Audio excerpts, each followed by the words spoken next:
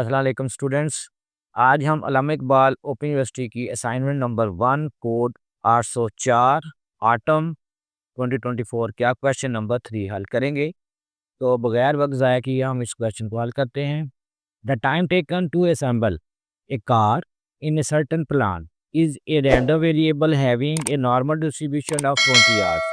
तो यहाँ पर जो हमारा म्यू है वो है 20 ऑन स्टैंडर्ड डेविएशन और सिग्मा है हमारे पास 2 आवर्स का। What is the probability that A car can be assembled, कि वो कार जो है वो उसको असम्बल किया जा सकता है इस प्लांट पे और पीरियड ऑफ टाइम यहाँ पे हमने उसकी प्रोबेबिलिटी कैलकुलेट करनी है लेस देन 19.5 आवर्स, के उसको जो है हमारे पास जो नॉर्मल डिस्ट्रीब्यूशन है वो 20 आवर्स का है, लेकिन हमने प्रोबेबिलिटी कैलकुलेट करनी है कि उस गाड़ी को किसी एक गाड़ी को उस प्लांट के ऊपर हम 19.5 घंटों में ये 19.5 यानी 19.5 घंटों में इसको संभल कर सकते हैं। तो इस क्वेश्चन का जो आंसर है इसमें हमें पता चल रहा है कि हमारे पास जो रैंडम वेरिएबल है वो x है और इसको हम x कह लेते हैं और उसके बाद हमारे पास म्यू 20 है और स्टैंडर्ड डेविएशन जो है हमारे पास 2 है और ये जो हमारे पास नॉर्मल डिस्ट्रीब्यूशन होती है वो अप्रॉक्सीमेटली होती है म्यू और वेरिएंस के बराबर। तो यहाँ पर हमारा जो सिग्मा है वो 2 है, तो हमने इसका ये यहाँ पे स्केल ले लिया।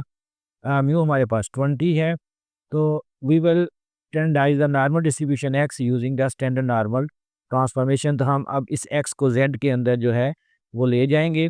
तो अब हम इसकी प्रोबेबिलिटी कैलकुलेट करते हैं कि जो कार है वो लेस देन 19.5 आवर्स के अंदर तैयार हो जाएगी। तो यहाँ पर हमारे पास जो टेस्ट स्टैटिक्स है वो है z is equal to X minus mu over sigma. तो इसको हमने जो है इस फार्मूले के अंदर जो है वो लगाना है।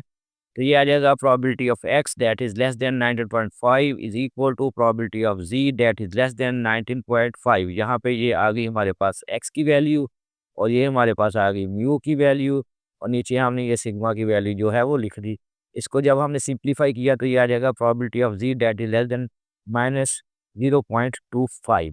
तो ये आ गई। इसके बाद हमने स्टैंडर्ड नॉर्मल टेबल से हमने जब इसकी वैल्यू को चेक किया तो that is equal to z is equal to minus 0.25 की जो वैल्यू हमने कैलकुलेट की तो वो आ गई हमारे पास अप्रॉक्सीमेटली।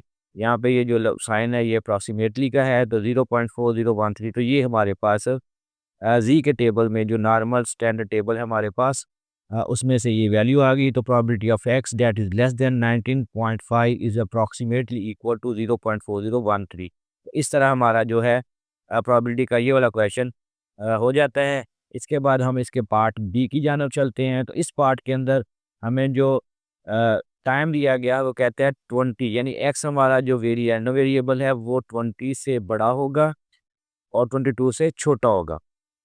तो इस इंटरवल के दरमियान हमने प्रोबेबिलिटी को कैलकुलेट करना है। तो probability of x that is less greater than 20 and less than 22। तो ये आ जाएगी प्रोबेबिलिटी ऑफ, यहाँ पे अगेन हम जी का जो है वो लगाएंगे। यहाँ पे हमारा ये वाला एक्स आ जाएगा, ये हमारा आ जाएगा म्यू और ये हमारा स्टैंडर्ड डेविएशन। और इसी तरह दूसरे पार्ट के अंदर यहाँ पे ये हमारा आ जाएगा एक्स, ये आ जाएगा हमारा म्यू और नीचे ये स्टैंडर्ड डेविएशन। इसको जब हमने सिंप्लीफाई किया तो प्रॉपर्टी आ जाएगी जी की 0 से ये बड़ी 1 से छोटा। तो अब हमने इस टेबल के ऊपर इन दोनों की वैल्यूज़ को कैलकुलेट किया तो वो आ जाती है probability of Z that is less than, वो आ जाएगी अप्रॉक्सीमेटली 0.8413।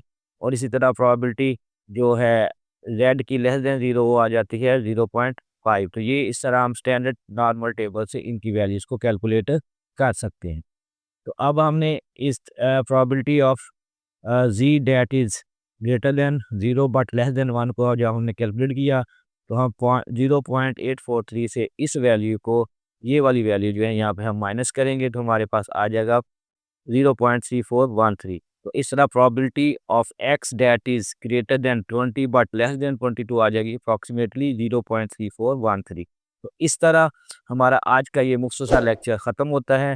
अगर ये आपको लेक्चर पसंद आया तो इसको लाइक करें, शेयर करें और मेरे चैनल को सब्सक्राइब करें। शुक्रिया।